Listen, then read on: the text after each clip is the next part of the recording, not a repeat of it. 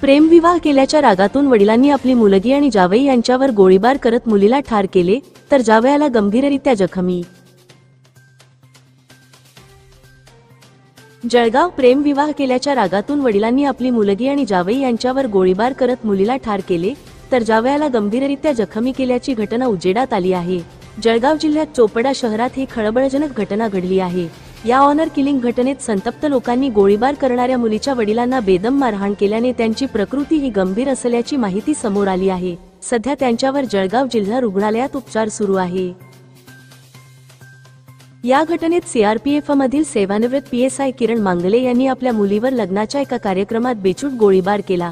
या गोळीबारात मुलगी तृप्ती मांगले हिचा जागीच मृत्यू झाला असून जावई अविनाश वाघ गंभीर जखमी झाला आहे. या घटनेने संपूर्ण जळगाव जिल्हा हादरला आहे. घटनेची माहिती मिळताच पोलिसांनी घटनास्थळ गाठत पुढील कारवाई सुरू केली आहे. मात्र या घटनेने सर्वत्र एकच खळबळ उडाली आहे.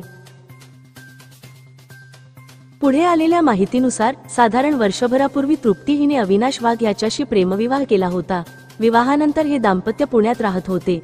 आज चोपडा येथे अविनाशच्या नातेवाईकांच्या लग्नासाठी ते दोघे आले होते.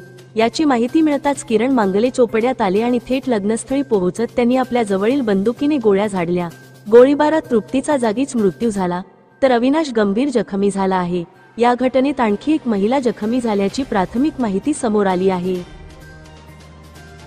गोळीबारानंतर विवाह समारंभात आलेल्या संतप्त जमावाने किरण मांगले यांच्यावर हल्ला चढवून त्यांना गंभीर जखमी केले. सध्या जखमींची प्रकृती गंभीर असून जावई अविनाश वाघ यांना जळगावच्या शासकीय वैद्यकीय महाविद्यालयात उपचारासाठी दाखल करण्यात आले आहे. घटनेची माहिती मिळताच पोलीस अधीक्षक डॉक्टर महेश्वर रेड्डी घटनास्थळी दाखल झाले असून तपास सुरू आहे. या ऑनर किलिंगच्या घटनेने चोपडा शहरात भीतीचे वातावरण पसरले आहे.